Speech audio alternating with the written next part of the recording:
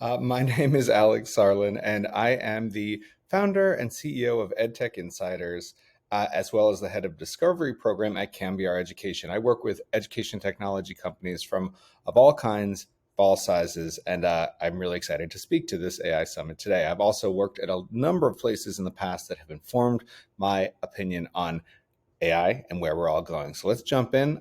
I'm curious what you all think of this. So, I want to zoom out a little bit as we start talking about this and just start by talking about traditionally how we think about education.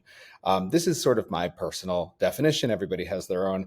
I think it's really about, knowledge, skills, and abilities, but also motivation, also metacognition, understanding how you're doing, what you want to learn, how well you need, when you need help, and this concept of durable skills, right? Collaboration, critical thinking, all sorts of things, all in service of life goals for yourself personally. This is my definition, right? Mental fulfillment, contribution to society, success in life, opportunities, access to opportunities. This is sort of how I think about education, and this is going to inform everything you see today. You might have a very different definition. And in this way, we've traditionally tried to serve this goal with a lot of different systems. We have early childhood systems, pre-K, kindergarten, primary school. We have secondary school and high schools. We have post-secondary universities, professional schools, and lots of adult training of different kinds, depending on what profession you're in or what you'd like to learn. So that's great. It's done pretty well. There's some really amazing things about our education systems, but there's also a lot of things we haven't quite cracked. And what I'm interested in terms of AI is how we can sort of blur the boundaries and really move forward with what education really is. So let's think about it a little broader, right? So everything we just talked about is kind of formal education, right? It's formal education, it's schooling, it's university, it's corporate training, it's systemic, it tends to be linear, it tends to be age related. There's also a lot of informal education that happens all the time, right? Young children are learning language. Young children are learning to do physical things. They're learning games. They're learning to socialize. High school students are learning to socialize in a whole new way as they enter adolescence. They're learning sports. They're doing drama. There's just a lot happening in both your school life and your personal life that you would count as informal, targeted learning. It's much more personalized. It's much more optional. People can choose which of these to do. And of course, that doesn't end in high school or college. Throughout our lives, we engage in informal learning. That's everything from picking up a book at a bookstore to taking a yoga class to learning a new language, on your own, all amazing things to do. Then there's sort of this entertainment world, right? There's, things that pull us away from education, games, cartoons, popular music, popular literature, podcasts. Adults spend so much time listening to podcasts or watching Netflix. But here's the thing, you could consider entertainment distracting, isolating, addictive. A lot of people do, especially when it comes to things like social media. But you could also frame it a pretty different way, right? Everything we do is learning. This is how our brains work. We're learning all the time. We are always learning. You can't go an hour of your life without learning something. So the fact that all of these entertaining things, the whole world of entertainment that we engage in voluntarily, that's learning too. And that's actually very, very exciting type of learning. It's motivational. People really want to be doing it. It's everywhere. I imagine some of you see some of the logos on this. You might plug in your own versions and say, yeah, this is what I'd rather be doing right now. I'd rather be watching the Netflix show I'm in the middle of, or listening to my favorite podcast, right? Like a, murder podcast or whatever you're into. So that's interesting to me. And, we've talked a lot about how, if we can meet students where they are, and by students, I mean students of all ages, if we can meet them where they are, maybe we can sort of bridge some of the motivational gaps. And we've tried this in many ways for many generations, and we've had some successes, but we're not always that good at it, right? And so let's think about what AI can do here. AI basically accelerates our ability to do almost anything. You can ask it to help you ideate. You can help it to ask you write. You can help it to ask you create videos. You can ask it to entertain you. You can ask it to tell you jokes. You can ask it to tutor you. You can ask it to just make you feel better if you're feeling down or frustrated. It can matchmake. It can connect people to one another. It can translate. That's a huge thing that AI can do. It can make anything more accessible in an almost instantaneous way. At heart, what AI is really doing is making new ideas. It's making new content. It's changing the format of existing content, and it's just creating things new wholesale out of nothing, on demand, based on whatever we'd like it to do. And this is really the heart of where I get excited about what this can do for education.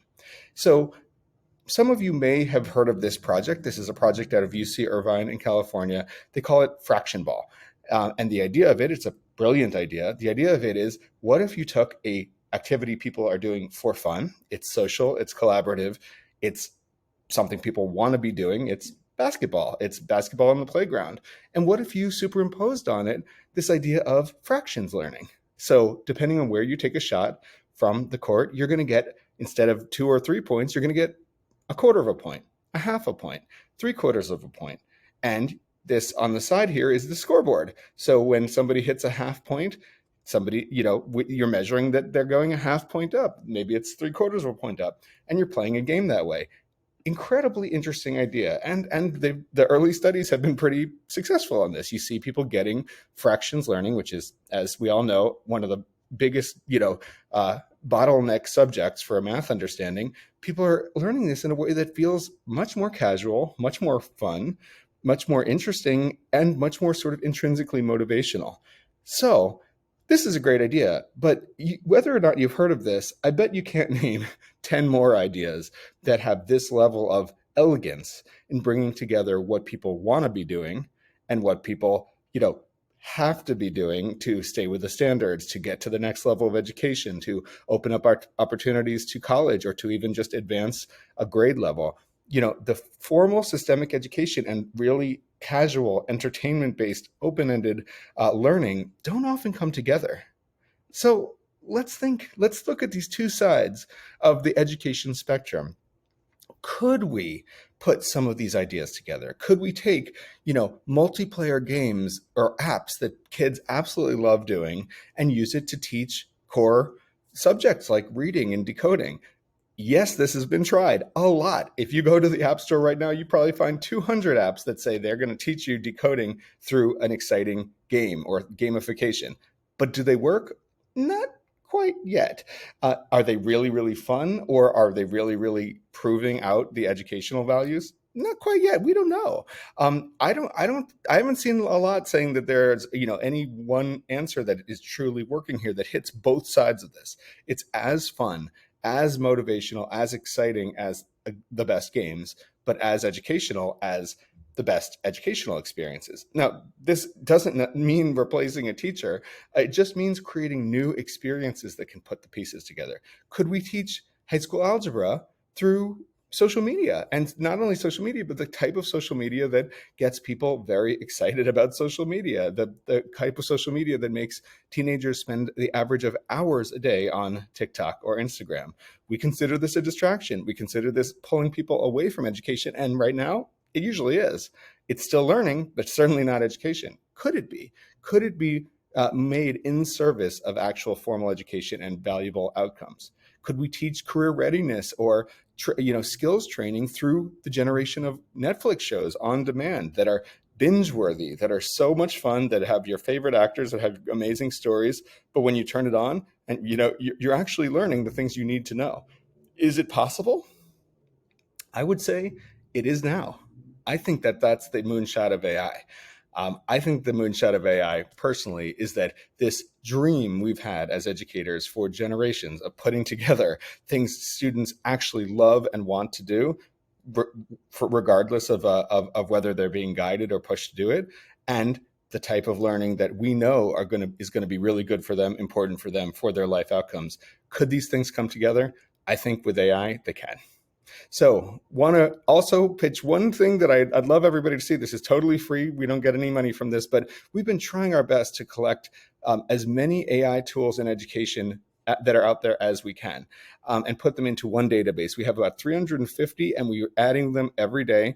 They're all filterable, and you can sort them by age range, by what they do, whether they're tutors, whether they're STEM-based. The QR code on this screen will take you right to the database. Great thing to keep an eye on. And we're only scratching the surface of the dream that we just outlined here. But it's as AI can create videos, as it can create games, as it can create, instructions for new experiences and translate everything, I think we're getting close to this vision. Thanks so much.